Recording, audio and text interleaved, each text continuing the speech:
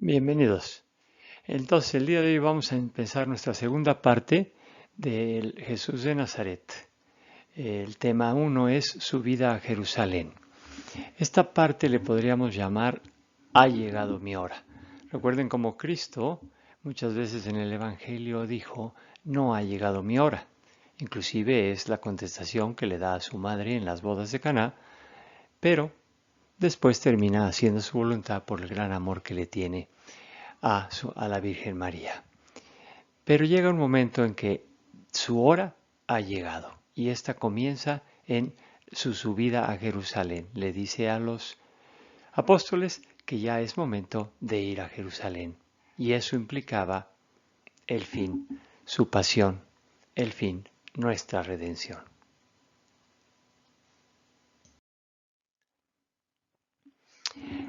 ¿Qué es redención? Redención exige por parte de los hombres una entrega en fe y amor, pero tal entrega no tuvo lugar. O sea, la idea de Cristo es que el pueblo entendiera que Él era el Mesías y abrazara su mensaje, es decir, que el reino de Dios ya estaba ahí, en Él y en cada una de nuestras almas. Redención, equivocadamente la comparamos con pasión, pero no. La redención tiene lugar desde la gestación hasta la muerte de Cristo, es decir, Cristo santificó todas y cada una de las etapas de nuestra vida, es decir, Él vivió todo lo que un humano vive y al hacerlo lo santifica. Redimir quiere decir volver a su dueño. Todos nosotros, dice San Agustín, estaremos inquietos hasta llegar otra vez con el Padre. Jesús rehace la vida humana. Eso es algo que tenemos que tener completamente en mente durante cada una de nuestras actuaciones. Jesús rehace la vida humana, es decir, nos da un sentido nuevo a nuestras vidas, el de poder regresar a Él. Recuerden que antes de la redención el hombre no podía regresar con su Dios. Ahora nosotros sí tenemos esa capacidad. Si nosotros verdaderamente nos apegamos a la voluntad de Dios, Él nos dará la gracia necesaria para poder regresar al Padre. Recobramos esa semejanza. Recuerden que nuestros actos es lo que nos da nuestra semejanza. Es por eso que ahora todo lo hacemos con Cristo y en Cristo, nos dice Pablo en Efesios. Cristo sabe que ha llegado su hora y emprende el camino hacia Jerusalén. Pero durante ese camino es necesario que lleve a cabo varias tareas, las cuales vamos a estudiar en la sesión de hoy. El es necesario, lógicamente, está entrecomillado porque Cristo no tiene que hacer las cosas, o sea, Dios, nuestro Señor, no está obligado a hacer nada. Lo hace por amor y lo hace por obediencia al Padre. En las Escrituras, en el Evangelio de San Mateo, tenemos muy claro cómo Cristo nuestro Señor estaba consciente de lo que tenía que pasar en Jerusalén. Aquí están las tres citas escritas, las pueden ustedes leer con calma, pero en las tres les dice que tiene que sufrir y en las tres les dice que resucitará al tercer día. Esto para los discípulos fue muy difícil de entender y prácticamente lo bloqueaban de su mente. Además, se quedaban en la parte de sufrir y morir por Cristo y no le daban el golpe al resucitar el tercer día. Las tres veces lo dice, va a sufrir, pero va a resucitar. Así nosotros en nuestra manera de celebrar el año litúrgico nos queremos quedar a veces en la pasión sin llegar a esa dicha de la resurrección. Nuestra religión es una religión triunfadora. Cristo murió en la pasión, en la cruz, por amor a nosotros, para redimirnos, pero termina resucitando, termina venciendo al pecado y termina venciendo a la muerte, como lo haremos todos nosotros al final de los tiempos, cuando regrese Cristo en la parucía. Entonces, los apóstoles no le dieron el golpe, no lo podían admitir, lo negaban. ¿Cuál es la primera tarea? La primera tarea era dejarles muy claro que Él era el Mesías, pero al estilo de Cristo nuestro Señor y no al estilo del mundo. Llegando a Jesús a la región de Cesarea de Filipo, hizo esta pregunta a sus discípulos: ¿Quién dicen los hombres que es el Hijo del Hombre? Ellos dijeron, unos que Juan el Bautista, otros que Elías, otros que Jeremías o uno de los profetas. Él les dijo, ¿y vosotros quién decís que soy yo? Simón Pedro contestó, tú eres Cristo, el Hijo de Dios vivo. Replicando Jesús dijo, bienaventurado eres Simón, hijo de Jonás, porque no te ha revelado esto la carne ni la sangre, sino mi Padre que está en los cielos. Y yo a mi vez te digo que tú eres Pedro, y sobre esta piedra edificaré mi iglesia. Y las puertas del Hades no prevalecerán sobre ella. A ti te daré las llaves del reino de los cielos, y lo que ates en la tierra quedará atado en los cielos, y lo que desates en la tierra quedará desatado en los cielos. Entonces mandó a sus discípulos que no dijeran a nadie que él era Cristo.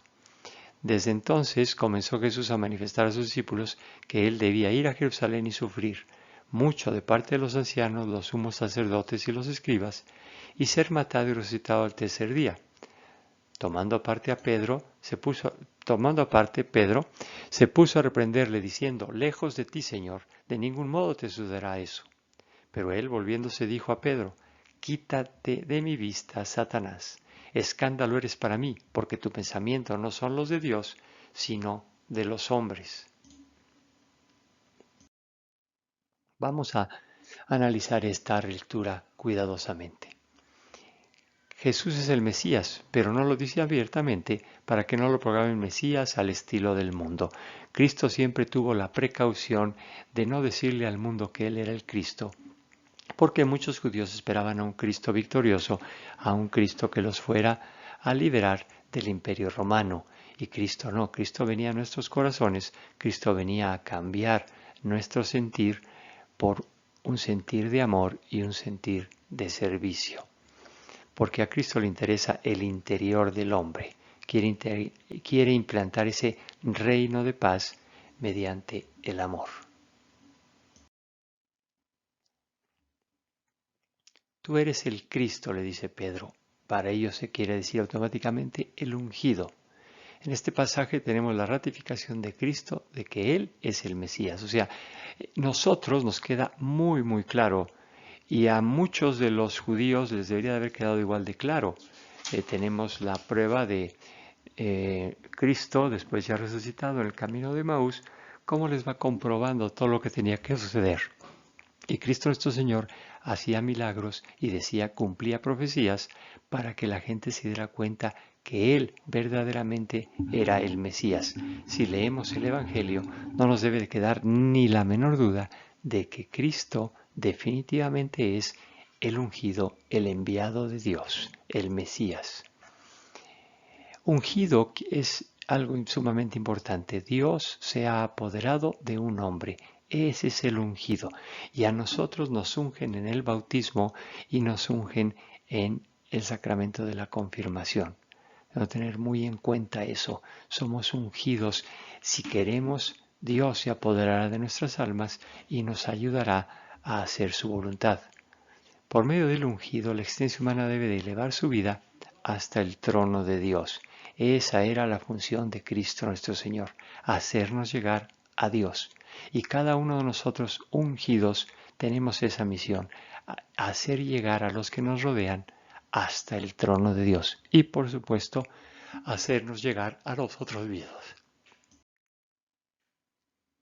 El ungido tiene una santidad ministerial y simbólica.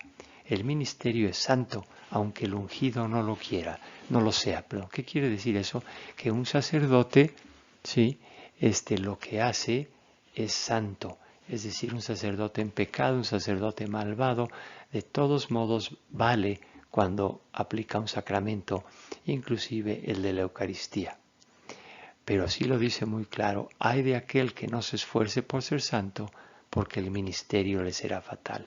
Es decir, una persona que elige el sacerdocio y falla en el sacerdocio, pues es muy complicado. le puede ser fatal desde el punto de vista espiritual, es decir, perder su alma. Se va formando la idea del ungido por excelencia. Entonces, el Mesías es rey y sacerdote. Es el mensajero de Dios. ¿Cuántas veces nos dice a nosotros, mi Padre me ha dicho, estoy aquí por la voluntad del Padre, para obedecer al Padre?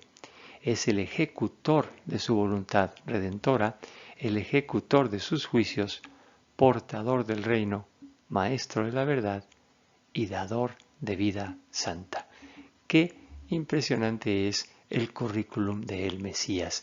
Todo lo que se necesita hacer para poder ser el Mesías. Y todo eso y más era Cristo nuestro Señor. Meditemos un poco nuevamente. Rey y sacerdote. Mensajero de Dios. Ejecutor de su voluntad redentora. Es decir, vino al mundo a redimirnos. Ejecutor de sus juicios. Él nos va a juzgar. Portador del reino. San Juan Bautista lo decía bien, el reino de Dios está cerca. Bueno, con Cristo el reino de Dios está aquí. Maestro de la verdad. Él no hizo sino la verdad. Él dijo toda la verdad y así actuó. Y nos da esa capacidad, nos da la gracia necesaria para tener una vida santa. Es el rey. Su reino consta de los corazones de los súbditos de Dios, es decir, no forza. ¿Quién es súbdito de él? El que quiere seguirlo, exclusivamente voluntario. El mundo se transforma gracias a los corazones humanos gobernados por Dios. ¿Cuánta gente buena hay en el mundo? Esa gente es la que se deja gobernar por Dios, la que sabe rezar el Padre Nuestro y actuar en consecuencia. Hágase tu voluntad. Gobernados por Dios porque así lo desean esos corazones. Qué importante es ver que es un rey, que todos, absolutamente todos sus súbditos son voluntarios. Jesús no forza a nadie. Nos invita, nos ayuda, nos da la gracia necesaria, pero nunca nos va a forzar porque Cristo siempre va a respetar nuestra libertad. Él es el sacerdote. Eleva a Dios los corazones por el camino de caridad, de la penitencia y de la santificación de vida. Todo a través del poder profético del amor y de la verdad, los cuales son espíritu y vida. Recuerden que nosotros también somos sacerdotes por el bautismo y por lo tanto tenemos que elevar nuestro corazón y el de los nuestros hacia Dios a través del igual que Cristo, del camino de la caridad, de la penitencia y de la santificación de vida. Lo importante del Mesías no es la palabra ni las obras, sino Él. Nuestra religión es una religión viva. ¿Okay? Entonces, nosotros creemos en Cristo, nuestro Señor, una persona que venció a la muerte, está vivo y actuando constantemente en este mundo. Él entrelaza el cielo y la tierra. El único que puede salvarnos es Cristo, nuestro Señor. Su significado es infinito, lógicamente. Él no vive para sí, sino solo para la gloria del Padre y la salvación de los hombres. Igual que nosotros, debemos de vivir solo para Él y la salvación de todos nosotros. Cristo solo se le puede conocer mediante el Espíritu Santo. Lo dijo Pedro, la confesión de Pedro es eso, una inspiración del Espíritu Santo. Pero tenemos que estar conscientes de que así como Pedro cayó, nosotros podemos caer. El camino de Dios es misterioso, el camino de Dios no lo podemos entender. Dios es infinito, Dios es omnipotente, omnisapiente, y nosotros solo somos una criatura insignificante que Dios ama, y es por eso que podemos regresar a Él. Pero no podemos entender todo lo que Él hace. Tenemos que tener fe en Él y saber que todo lo que nos acontece es por nuestro fin último, es decir, para que podamos regresar a Él al final de nuestras vidas. Entonces ya está la primera tarea, ¿no? Cristo les dejó muy claro a los apóstoles y a sus discípulos, es decir, a aquellos que querían entender la palabra, que Él era el verdadero Mesías. Después tenía que comunicarles su pasión, muerte y resurrección, que como ya vimos, le costó mucho trabajo porque los apóstoles no lo querían entender. A partir de que él pregunta quién dice la gente que soy, Jesús desea que los suyos lo entiendan, pero no lo consigue. Hasta miedo tenían de preguntarle. 3 años estuvieron con Cristo nuestro Señor y ante tal aviso, ante tal anuncio, les da miedo preguntar. Pues sí, no se querían quedar sin Él, no podían entender que Él fuera a ser martirizado. Qué soledad vivía Cristo nuestro Señor, porque la gente no lo entendía. Os conviene que muera uno solo por el pueblo y no perezca toda la nación. Veamos esta frase. Esta frase la oímos en 2 escenarios completamente diferentes. Lo dice el sumo sacerdote Caifás, y cuando lo dice Caifás es completamente macabro, es malvado, es inédito. Prefiere asesinar al hombre perfecto, a Cristo nuestro Señor, que tal vez él perder su puesto. Entonces dice, os conviene que muera uno solo por el pueblo y no perezca toda la nación. Pero en cambio también lo dice Dios Padre, pero Dios Padre no lo dice en un sistema, en una manera egoísta, sino lo dice al contrario, de una manera completamente de amor, de servicio. Si os conviene que muera uno solo, es decir, manda morir a su Hijo para que todos nosotros nos podamos salvar. Cristo es una obediencia pura y es por eso que todos nosotros nos salvemos. Entonces veamos esos 2 puntos de vista. Caifás dice la misma frase, pero la dice para él salvarse, para él seguir en el poder, para él estar bien y no perder nada de sus canonjías, de sus derechos, de sus pues para poder seguir disfrutando la vida tal y como la estaba disfrutando. En cambio, Dios nos manda a su Hijo único para salvarnos. Entonces, la misma frase se puede emplear de 2 maneras totalmente diferentes. Pensemos un poco. ¿No era necesario que el Cristo padeciera eso y encontrara así en su gloria? Pero ¿quién podría decir que entiende la libertad divina y ese era necesario? ¿Ok? O sea, empezamos con esta frase, que era necesario, para Dios nada es necesario, ¿sí? Pero nos ama tanto, nos quiere tanto, que entonces se convierte en necesario. Esto lo dijo Cristo después de la resurrección en Emaús, que no era necesario que el Cristo padeciera, como diciéndole, abran los ojos, no estuve 3 años predicando y todavía no lo entienden. Todo esto entrelazado es un misterio inexplicable para nosotros. Lo que acontece es a la vez libertad y ser necesario, don de Dios y algo bajo la responsabilidad de los hombres. Sí, la pasión de Cristo cae bajo la responsabilidad de los hombres, porque si Cristo tuvo que morir fue por nuestra necedad. Entonces el segundo les deja bien claro que Él tenía que morir por nosotros, o nos deja bien claro que Él tenía que morir por nosotros. Su tercera tarea, lógicamente, es dejar una cabeza terrenal y fundar su iglesia. No iba a venir Cristo, vivir entre nosotros 33 años, vivir entre nosotros 33 años, irse y que todo se olvide. Tenía que dejar algo. Cristo, nuestro Señor, es trascendente y lo quiere hacer a través de Pedro y a través de su iglesia. Es por eso que es tan importante el estar ciertos de que Cristo instituyó su iglesia. ¿Por qué la instituyó? Para que su iglesia portara a través del tiempo su mensaje. Es verdaderamente indispensable. ¿Qué sería de nosotros si Cristo no hubiera fundado su iglesia? Un mensaje no dura 2000 años nada más porque sí. Necesita estar instituido dentro de una iglesia protegida y cuidada, velada por el Espíritu Santo. Jesús funda la iglesia por la plenitud de su poder mesiánico, es decir, Él tenía esa facultad. Y le dice a Pedro, sobre esta piedra edificaré mi iglesia y nos garantiza que el demonio no podrá sobre ella. Y como hemos visto ya en 2000 años, esto es una gran verdad. Cristo ha protegido a su iglesia por más de 2000 años. Él envía a los discípulos. ¿Qué quiere decir eso? Está delegando el poder. Está diciendo, ustedes harán lo que yo hago. Quien a vosotros escucha, a mí me escucha.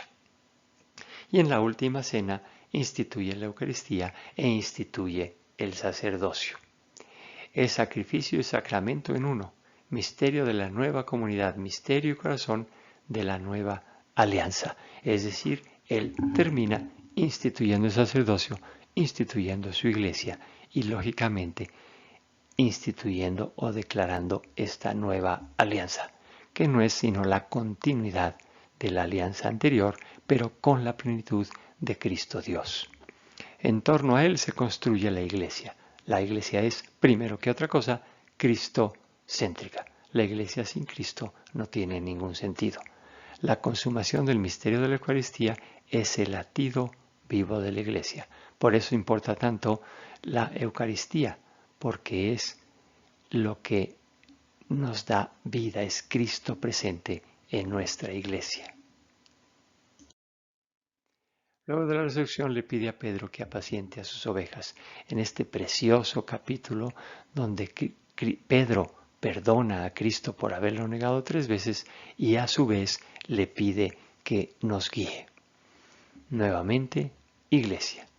La iglesia nace en Pentecostés cuando desciende el Espíritu Santo, ¿sí? ¿Por qué? Pues porque no puede haber iglesia sin súbditos, ¿verdad? Y Pedro ahí se levanta, habla y 3000 personas lo siguen. 3000 personas quieren hacer la voluntad de Cristo nuestro Señor. Entonces ahora sí, ya está constituido un cuerpo donde Cristo vive en cada uno de nosotros y nosotros vivimos en Cristo. La iglesia tiene que existir. Cristo quiere una comunidad. Cristo nunca quiere una religión individualista.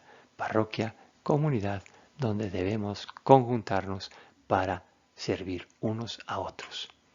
La iglesia es la plenitud de la gracia obrando en la historia. Qué bonita definición. Plenitud de la gracia obrando en la historia. La iglesia da la gracia por medio de Cristo nuestro Señor a todos los creyentes a través de la historia humana. Es el misterio de la unidad hacia la cual atrae Dios a la creación por medio de Cristo. Es la familia de los hijos de Dios, el comienzo del pueblo nuevo y santo. Cristo vino, ahora ya somos un pueblo, ya no es el pueblo escogido de Israel, sino somos un pueblo universal de todo aquel que quiera seguirlo. La fundación de la ciudad santa que algún día habrá de manifestarte. En ese día se fundó y un día en la parucía Cristo vendrá triunfante y se manifestará. Pero a la vez en ella está latente el peligro de la falta de libertad de la ley. Es decir, que caigamos otra vez en lo mismo que los judíos o los fariseos cayeron en la ley por la ley y no dejarnos libres. Recuerden que nosotros actuamos libremente. La iglesia no nos oprime, sino al contrario, nos da un sentido, nos da una dirección que nos permite vivir libres y plenos. Somos iglesia que lleva sobre sí la causa de la decisión tomada. Si tenemos esa sombra de que nosotros hicimos que Cristo viniera y tuviera que morir por esa falta de fe, por esa falta de creer en el Mesías. Entre ella y Cristo hay un infinito misterio de amor. Eso no cabe la menor duda, como la novia y el novio. Él murió por amor. En la iglesia existen abusos, durezas y carencias. Claro que sí. Nadie dice que la iglesia es perfecta, pero la tenemos que aceptar como una totalidad. Así como nos aceptamos a nosotros mismos que fallamos, aceptamos a nuestra pareja que falla, aceptamos a nuestra familia toda que tiene algunos entes medio incómodos, ¿no? El hermano incómodo. Sí, así es que nosotros debemos de aceptar la totalidad de la iglesia. La iglesia es un misterio de fe y solo puede ser vivida en el amor. Entonces, nuestra iglesia la debemos de amar. Debemos de saber que tiene negritos en el arroz, pero no por eso no vamos a disfrutar de Cristo nuestro Señor y todos los dones y gracias que derrama sobre de ella. Cuando seamos necios, no nos apartemos de la iglesia porque un padrecito es sangrón, porque alguien me hizo una cara fea, porque la misa es muy aburrida. No, veamos ahí cómo la iglesia me salva. Es el vehículo por medio del cual yo y mi familia nos vamos a salvar. Hagamos un análisis de cómo es que la iglesia me ayuda. Y si yo siento que la iglesia no me ayuda, pues cambia el rumbo, cambia la manera como te acercas a ella. Tal vez te acercas a que te sirva en vez de a servirla. Procuremos todos formar parte de la parroquia, pero una parte activa, donde lleguemos a dar, no solamente a tomar. Y entonces sí, la iglesia se tornará en el vehículo que me lleve a mi salvación, a mí y a los demás. La redención no debería de haber acontecido así. El plan de Dios no era ese. El plan de Dios siempre ha sido que vivimos en libertad y vivamos en amor con Él. Y no al revés, esa gran paradoja, que Él tenga que luchar porque nosotros nos salvemos, en vez de nosotros luchar para salvarnos. Somos la iglesia que lleva sobre sí la carga de la consecuencia de la decisión tomada, como lo repite Benedicto XVI, la causa sobre sí la carga de la consecuencia de la decisión tomada. La iglesia es un misterio de fe y solo puede ser vivida en el amor. Bien, entonces ya tenemos ahí que Cristo funda la iglesia, entonces ya va creando sus tareas. Una que tiene que morir, otra que Él es el Mesías, otra que funda una iglesia para que haya trascendencia y nosotros, de estos 1000 años después, podamos disfrutar del reino de Dios. Y otra cuarta tarea es la transfiguración. Es una tarea diferente. La transfiguración es el relámpago de la resurrección verdadera del Señor y garantía de nuestra propia resurrección. Era mucho para los discípulos el soportar, el comprender, el darse cuenta de la pasión de nuestro Señor. Entonces Cristo en esa ida a Jerusalén como que les da unas vacaciones, un rayo de luz, para que puedan soportar lo que viene. Y esa es la transfiguración, ver a Dios, a Cristo nuestro Señor transfigurado, ver por segunda ocasión, igual que en el bautismo, al Padre, Hijo y Espíritu Santo juntos. Entonces les regala eso a Pedro, Santiago y Juan, los 3 discípulos de la jerarquía más alta. Se revela la gloria de Logos Dios en el Hijo del Hombre. La vida por encima de la vida y de la muerte. Vida del cuerpo, pero desde el espíritu. Vida del espíritu, pero desde el Logos. Y vida del hombre Jesús, pero desde el Hijo de Dios. Eso es lo que les manifiesta ese gran espectáculo que debió haber sido la transfiguración. Nada tonto Pedro decía, vamos a poner 3 tiendas, aquí nos quedamos, ¿no? ¿Por qué Moisés y Elías? Pues fueron los más grandes profetas. Moisés tiene muchas similitudes con Cristo. Él libera a su pueblo y Cristo libera a toda la humanidad. Él tiene su desierto, 40 años, Cristo tiene 40 años de desierto y la traición también. Elías es el más grande de los profetas con el peor de los reyes, Ahab. Y Cristo nuestro Señor es el profeta por excelencia y mucho más, y le toca el peor de los reyes, es decir, el reino del mal se voltea contra él. Todo el reino del mal se junta para confabular contra Cristo nuestro Señor y asesinarlo en la cruz. Ahora, Benedicto XVI nos presenta el pobre Lázaro y el hombre rico, ¿no? Vamos a leer con cuidado este tema. Era un hombre rico que vestía de púrpura y lino y celebraba todos los días espléndidas fiestas. Y uno pobre llamado Lázaro, que echado junto a su portal cubierto de llagas, deseaba hartarse de lo que caía de la mesa del rico, pero hasta los perros venían y le lamían las llagas. Sucedió pues que murió el pobre y fue llevado por los ángeles al seno de Abraham. Murió también el rico y fue sepultado. Estando en el Hades entre tormentos, levantó los ojos y vio a lo lejos a Abraham y a Lázaro en su seno. Y gritando dijo, Padre Abraham, ten compasión de mí, y envía a Lázaro a que moje el agua, y envía a Lázaro a que moje en agua la punta de su dedo y refresque mi lengua, porque estoy atormentado en esta llama. Pero Abraham le dijo, Hijo, recuerda que recibiste tus bienes durante tu vida, y Lázaro al contrario sus males. Ahora pues, él es aquí consolado, y tú atormentado. Y además entre nosotros y vosotros se interpone un gran abismo, de modo que los que quieran pasar de aquí a vosotros no puedan, ni de ahí puedan pasar donde nosotros. Replico, con todo te ruego, Padre, que le envíes a la casa de mi Padre, porque tengo 5 hermanos para que les dé testimonio, y no vengan también ellos a este lugar de tormento. Díjole Abraham, tienen a Moisés y a los profetas, que les oigan.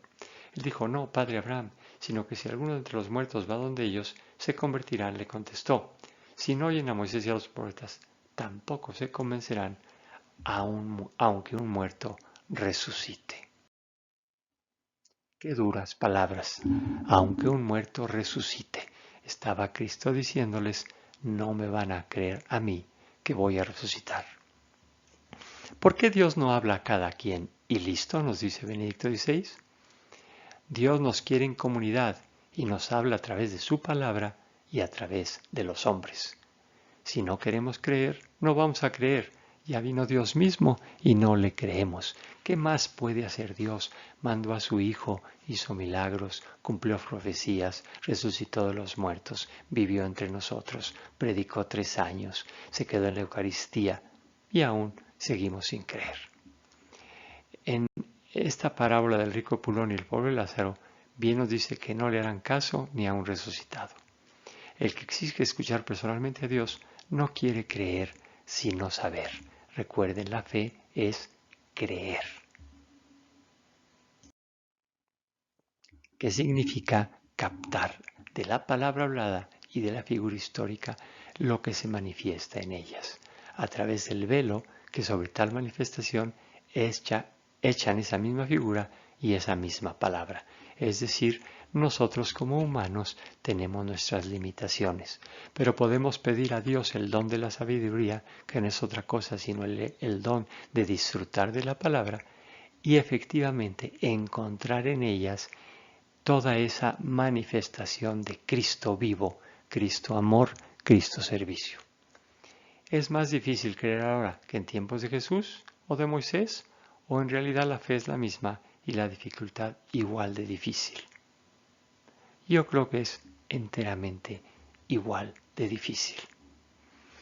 ¿Cuál es el problema? Al creer tengo que actuar en consecuencia, por lo tanto lo difícil no es creer, sino querer creer. ¿Por qué a mucha gente le incomoda creer? Porque entonces tienes que actuar como Cristo actuó.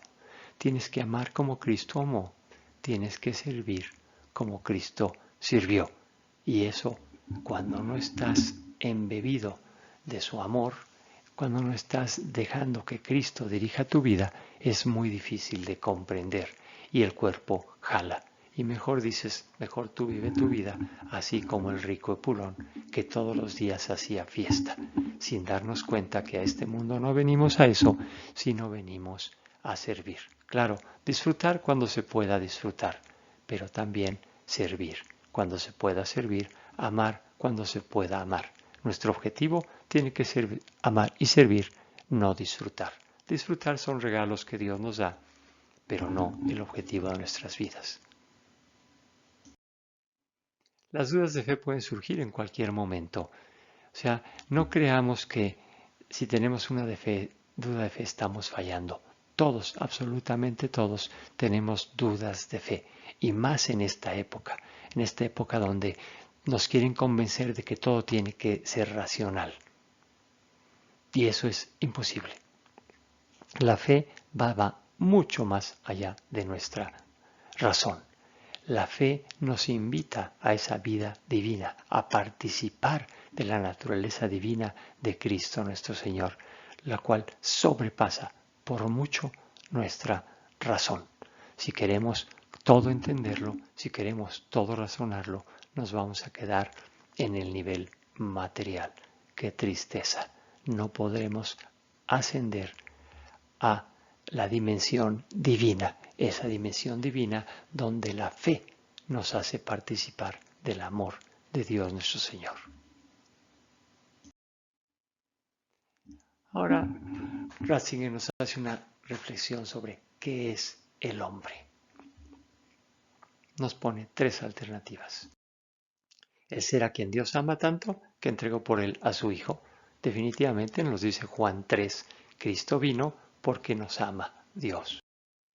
Es el ser que ha llegado a matar a aquel que le fuera dado, Cristo. Tercer pecado original. Primero el de Adán, segundo el Sinaí, tercero la pasión de Cristo. Y tercera es el ser que ahora vive del destino de Cristo. Sobre él sigue reposando el amor de Dios, pero también la responsabilidad de que ese amor haya tenido que emprender el camino de la muerte. Entonces, esto es el hombre, las 3 cosas, ¿ok? Somos sumamente amados, somos la causa o el por qué Cristo se tuvo que sacrificar y somos el producto de esas 2 cosas. Sí, somos receptores del amor de Dios, pero tenemos siempre esa responsabilidad, esa sombra de haber asesinado al Dios, al ser perfecto. El hombre le pide a Cristo una señal, le exige una señal de que Él es el Mesías. ¿Y qué contesta Jesús? Generación malvada y adúltera. ¿Quién creemos ser como para pedir cuentas a nuestro Dios? Como que la soberbia se nos sube y preguntamos muchos porqués, en vez de voltear a ver tantos dones, tanta gracia, tanto amor que Dios nos tiene. Pero nada más nos tropezamos, nada más nos duele un dedo e inmediatamente tenemos en nuestra boca esa frase tan despreciable. ¿Por qué? Exigimos a Dios. ¿Cómo es posible que exijamos en vez de agradecer a Dios? Generación malvada y adúltera. Muy bien, pues entonces ahí está. Cristo nuestro Señor, en su subida a Jerusalén, le era necesario, entre comillas, hacer estas 4 cosas, y las hizo muy bien. ¿Y las hizo para qué? Para nuestra fortuna, porque quedaron plasmadas en los evangelios y así nosotros podemos entenderlas, podemos gozarlas y podemos actuar de acuerdo a ellas. Entonces, Él es el Hijo de Dios que vino a la tierra por nosotros, murió por nosotros porque nosotros no quisimos hacer su voluntad, es decir, tener el reino de Dios en nuestras almas, y por lo tanto Cristo el Señor tuvo que morir, pero dejó instituida su iglesia y a Pedro como cabeza para que su mensaje trascendiera los tiempos. Y es así como 2000 años después nos llega a nosotros el mensaje del Evangelio, la buena nueva de que Cristo nuestro Señor nos ama, muere y resucita por nosotros, dejándonos abierto el camino a la salvación. Todos y cada uno de nosotros podemos ser salvos y la iglesia está ahí para servirnos, para hacer que todos y cada uno de nosotros lleguemos salvos. Muy bien, pues muchas gracias y nos vemos la semana entrante. Sean felices en Cristo.